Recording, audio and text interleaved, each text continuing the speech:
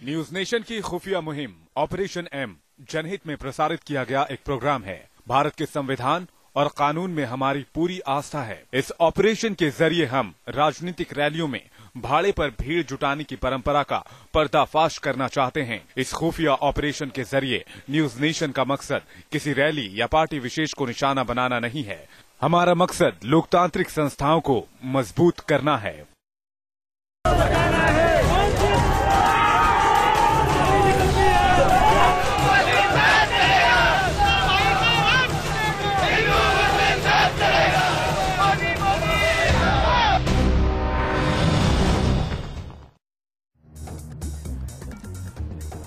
तो आइए शुरुआत करते हैं ऑपरेशन एम की। ऑपरेशन एम दरअसल एक खुलासा है जो आज हम आपके सामने पेश करने जा रहे हैं। सदियों से ये बात चली आ रही है। अगर भारतीय राजनीति की बात की जाए, कम से कम 65 साल की आजादी के बाद से, अगर भीड़ जुटानी है रैलियों में तो आप पैसे खर्च करें और राजनेता एक लंबी चौड़ी भीड़ जुटाकर यह कहते हैं कि बहुत बड़े कार्यकर्ताओं की भीड़ उनके सामने मौजूद है।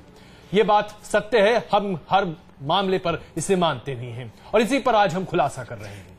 लेकिन जब प्रधानमंत्री पद के उम्मीदवार के तौर पर भारतीय जनता पार्टी एक शख्स को आगे रखती है और वो शख्स है नरेंद्र मोदी। नरेंद्र मोदी जो कि भ्रष्टाचार को सिरे से खत्म करने का दावा करते हैं। नरेंद्र मोदी जो छाती ठोक कर यह कहते हैं कि अपने देश के लिए सब कुछ कर गुजरना चाहते हैं और ये कहते हैं कि उनके नजरों में सब कोई एक है, चाहे हिंदू हो या मुसलमान। और तब अगर यह टारगेट दिया जाता है कि उनकी रैली में 28,000 से 40,000 मुसलमान लोग मौजूद होंगे और वो उनकी रैली में होंगे, तो आप सोचिए फिर क्या होता है। वही होता है जो आपको हम दिखाने जा रहे हैं। अल्पसंख्यकों की भीड़ को खड़ा करने के लिए पैसों का इस्तेमाल किया जाता है, प्रलोभन का इस्तेमाल किया जाता है। और आइए अब आपको दिखाते हैं वो रियलिटी चेक जो हमारे संवाददाताओं ने किया है, जिसके जरिए हम ये स्थापित करना चाहते हैं या ये सिद्ध करना चाहते हैं कि दरअसल नरेंद्र मोदी की इस रैली में ऐसे बहुत सारे अल्पसंख्यक समुदाय के लोग मौजूद थे जो वहां नरेंद्र मोदी को सुनने नहीं गए थे, पैसे के लिए गए थे। देखिए ये रिपोर्ट। आदरणीय नरेंद्र मोदी जी पधार चुके हैं। दिल्ली में मोदी का सबसे बड़ा शक्ति प्रदर्शन, लाखों की भीड़ और भीड़ में सैकड़ों अल्पसंख्यक चेहरे। वो चेहरे जिनके सहारे बीजेपी मोदी की छवि को बदलना चाहती है। पूरे देश में मोदी की छवि बदलने की मुहिम का आगाज हुआ दिल्ली से, उसी दिल्ली से जहां की सत्ता पर काबिज होने का ख्वाब मोदी देख रहे हैं। मोदी अपने भाषण में भी अल्पसंख्यकों को ये तसल्ली दिलाते दिखे कि अब वो बदल गए हैं। करोड़ों देशवासियों, आज जब मैं सुन रहे हैं मुझे, तब मैं कहना चाहता हूं कि मेरे लिए सरकार का एक ही मजहब होता है। सरकार का एक ही मजहब होता है, सरकार का एक ही धर्म होता है और वो मजहब होता है नेशन फर्स्ट, इंडिया फर्स्ट। लेकिन सवाल, क्या अल्पसंख्यकों का भरोसा मोदी पर बन पाया है? क्या वाकई दिल्ली की इस रैली में पहुंचे अल्पसंख्यकों ने मोदी को अपना नेता मान लिया है? क्या वाकई अल्पसंख्यक मोदी को सुनने अपने आप पहुंच रहे हैं? ये सवाल पूरे देश के साथ न्यूज नेशन के जहन में भी उठा और हम मोदी की रैली से एक दिन पहले निकले इन्हीं सवालों के जवाब ढूंढने।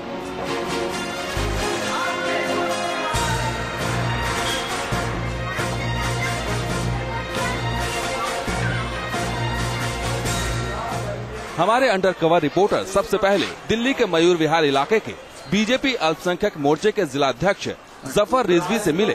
जफर से हमने कहा कि हम रैलियों में बैनर पोस्टर से लेकर भीड़ तक प्रोवाइड कराते हैं।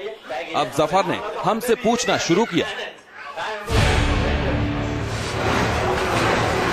वसूली है, बस आप दोगे या हमें साइन करनी पड़ेगी? बस हमारी, बस आप दो, क्या दोगे? तो आपके बंदों के लिए, हमारे बंदों के लिए? हमारे बंदे बता देना आपको कब कितने बजे बता दूंगा बात करके ट्रांसपोर्ट। अरे आपके बंदे बस वो हमारा अरेंजमेंट होगा, हम उन्हें बस में लाएं या डीसीएम में लेके आए। तो बस ही चाहिए, तो ठीक है, कोई दिक्कत नहीं। पर आपको ये बताना पड़ेगा कि आपको बंदे कितने चाहिए और मतलब उसमें पब्लिक मतलब किस तरीके की ज्यादा चाहिए। महिलाएं के केवल अरेंज नहीं हो पाती है ज्यादा। आदमी तो हो जाते हैं फिर भी। और उसमें हिंदू ज़्यादा चाहिए, मुसलमान ज़्यादा चाहिए। हमारे अंडर कवर रिपोर्टर ने एक आदमी के लिए 500 रुपए दाम बताए तो जफर के साथ ही हामिद चौधरी चौंक गए। क्या बंदा क्या पड़ेगा? 500 रुपए पर। 500 रुपए, 200 रुपए तो यहाँ से जाते हैं। कहाँ से? दिल्ली से। नहीं, उसका पूरा खाने पीने का अरेंजमेंट पूरा हमारा। अब जो मेरे साथ आया वो कम से कम 200 रुपए में कैसे आ जाएगा? कोई बात नहीं, थोड़ा बहुत कसम भी नहीं खाई, 19-20 हो जाएगा, ऐसी कोई बात नहीं। पर हाँ, जितने कहोगे उतने हो जाएंगे आप। किसी भी समाज के लोग होंगे तो किसी भी समाज के लोग होंगे उसका इंतजाम हो जाएगा। हाँ, हो जाएगा। आप थोड़ा बता देना कि किस तरीके के आपको चाहिए। और पूरी भीड़ ऐसी होगी, व्यवस्थित, डिसिप्लिन, कोई हाई करने वाली नहीं होगी। आपने कह दिया बैठे रहो तो बैठे रहेंगे, खड़े रहो तो खड़े रहेंगे। चलिए, आपको बता दें कि अच्छा कर लिया। सफर ने हमारे अंडरकवर रिपोर्टर से कहा कि अभी लोगों का इंतजाम हो चुका है, लेकिन हमने आगे की तफ्तीश जारी रखी। हम ये जानना चाहते थे कि इंतजाम कैसे हुआ। मतलब मिली पब्लिक है,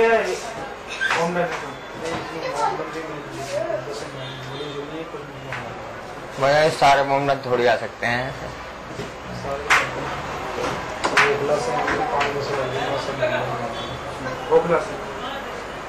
यहाँ से 4 वर्षों में मोहम्मद 6 वर्षों में मिक्स किया। तो यहाँ पे किस रेट से पड़े आपको ये लोग? यहाँ से कुछ वैसे तो ले ओखला से। यहाँ से 4 वर्षों में मोहम्मद 6 वर्षों में मिक्स किया। तो यहाँ पे किस रेट से पड़े आपको ये लोग? यहाँ से कुछ वैसे तो ले जा रहे हो ना? यहाँ तो रेट वाली बात यहाँ तो 200 रुपये 200 रुपये का। तो ये दिल्ली के दिल्ली हो जा रही है ना? तो 15 के 15 बस का पेमेंट 200 रुपये के हिसाब से। इसमें तो सारे थोड़ी है, किराया हो जा रहे हैं। अच्छा, नहीं, पर जैसे आप बता रहे हो ना 200 रुपये पर हेड, वो बहुत कम बता रहे हो। 200 रुपये का रेट दिल्ली में है हमारे झुग्गी झोपड़ी वाले चले जाते होंगे 200 रुपये में। पर वो फिर झुग्गी झोपड़ी वाले इंप्रेशन भी तो वैसा ही देते हैं ना रैली में। झुग्गी वाले इतनी पब्लिक के अंदर में इंप्रेशन वाला नेता थोड़ी चाहिए ना। इतनी पब्लिक के अंदर तो खाली जनसंख्या तो जोड़नी है। तो सरकार यानी बातचीत में बीजेपी नेता जफर ने ये कबूल किया कि 200 रुपए का रेट है। हालांकि उन्होंने ये भी साफ किया कि पूरी भीड़ किराए की नहीं है। दीपक त्यागी और वीरेंद्र वशिष्ठ के साथ धीरेन्द्र पुंडी, न्यूज नेशन, दिल्ली। तो न्यूज नेशन आपको बता रहा है कि दरअसल भीड़ कैसे जुटाई जाती है, कैसे लोगों को लाया जाता है और कैसे उनसे मोलभाव किया जाता है। और हमारे साथ स्टूडियो पे इस पे चर्चा करने के लिए 2 खास मेहमान जुड़ेंगे। भारतीय जनता पार्टी से संबित पात्रा साहब हमारे साथ जुड़ेंगे और मोहम्मद अदीब साहब जुड़ेंगे। उनसे भी हम जानेंगे कि आखिर नरेंद्र मोदी से इतनी नाराजगी क्यों, बीजेपी से इतनी नाराजगी क्यों। लेकिन एक और रिपोर्ट हम आपको दिखाते हैं। न्यूज नेशन की पड़ताल में अब एक और खुलासा होने वाला है और यह खुलासा है कि कैसे दूसरे धर्म के लोगों की वेशभूषा बदलकर एक खास धर्म का दिखाने की कोशिश की जाती है।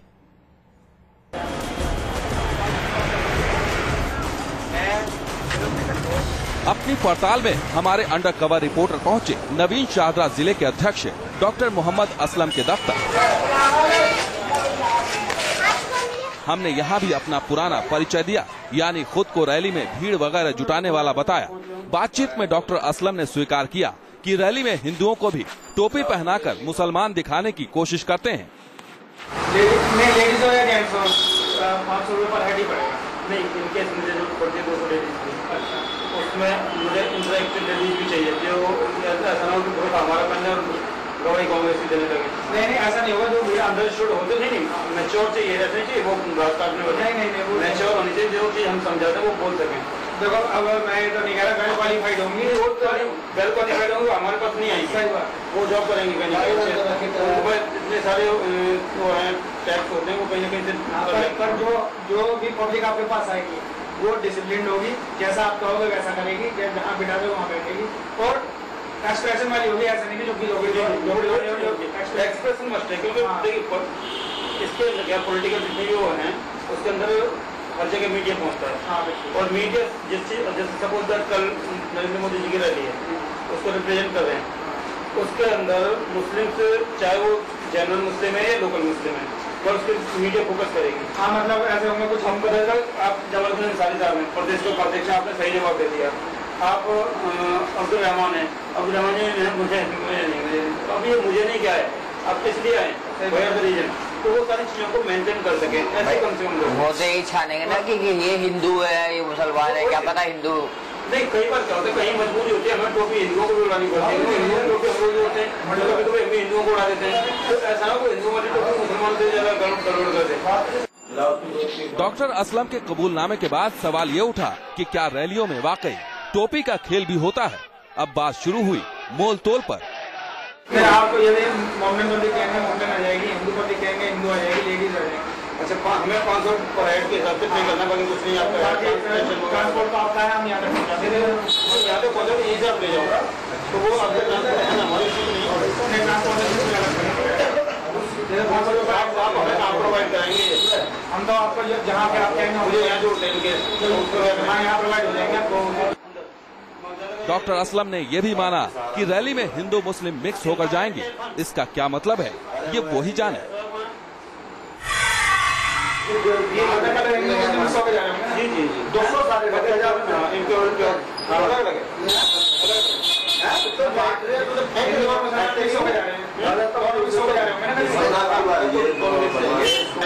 पेमेंट करेंगे 5 मिनट। हालांकि जब हमने डॉक्टर असलम से बाहर चलकर सौदा करने को कहा तो उनके सुर बदल गए। कल के लिए तो हमारा कल मतलब हिंदू और मुसलमान दोनों हमने अपने लेवल पर जेन्युइन काम किया है और मोदी जी का अट्रैक्शन इतना है कि सारे मुस्लिम थोड़ी नहीं है, सारे मिक्स होंगे ना, मिक्स नहीं, सारे मुस्लिम हैं। मेरे पास मोर्चे की जिम्मेदारी है, अल्पसंख्यक मोर्चे, मेरे पास सारे जेन्युइन। डॉक्टर असलम रैली के रियलिटी चेक में दूसरे नेता थे। असलम ने पहले तो भीड़ जुटाने के लिए हमारे ऑफर का भाव ताव किया, लेकिन बाद में उनके सुर बदल गए। दीपक त्यागी और वीरेंद्र वशिष्ठ के साथ धीरेन पुंडीर, न्यूज नेशन, दिल्ली। तो ऑपरेशन एम के दो आपने किरदारों को अभी देखा। आपके सामने हमने पेश किया जफर रिजवी को, जो कि अल्पसंख्यक जिला अध्यक्ष हैं मयूर विहार के, और साथ साथ मोहम्मद असलम को, जो कि शाहदरा के जिला अध्यक्ष हैं अल्पसंख्यक सेल के भारतीय जनता पार्टी के।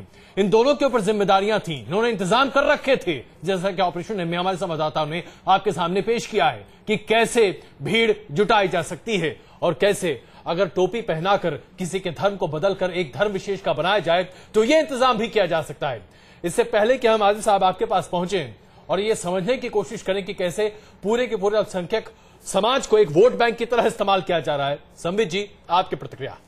नहीं, मैंने आपके चैनल के माध्यम से अभी स्टिंग ऑपरेशन देखा। 2-3 विषय मैं इसमें रखूंगा गंभीरता के साथ। पहला तो जिन 2 बीजेपी कार्यकर्ताओं को आपने दिखाया, मैं प्रदेश प्रवक्ता हूं मगर व्यक्तिगत रूप से इन्हें नहीं जानता, आप बिल्कुल ठीक कह रहे होंगे, अल्पसंख्यक मोर्चा से जरूर होंगे, मगर बीच में मैंने हमारे अल्पसंख्यक मोर्चा के अध्यक्ष आतिफ रशीद को देखा और वो बहुत जेन्युइनली उन्होंने मेहनत करके जिस प्रकार से 25 से 30 हजार की संख्या में वहां अपने मुसलमान बंधु रहे हैं, इसमें कोई भी दो मत नहीं है कि नरेंद्र मोदी जी के स्वागत में मुसलमानों, हिंदुओं, सिखों और ईसाइयों का सबका बराबर हाथ रहा है। मगर अब इस जो मुख्य बिंदु है उस पर मैं आता हूं।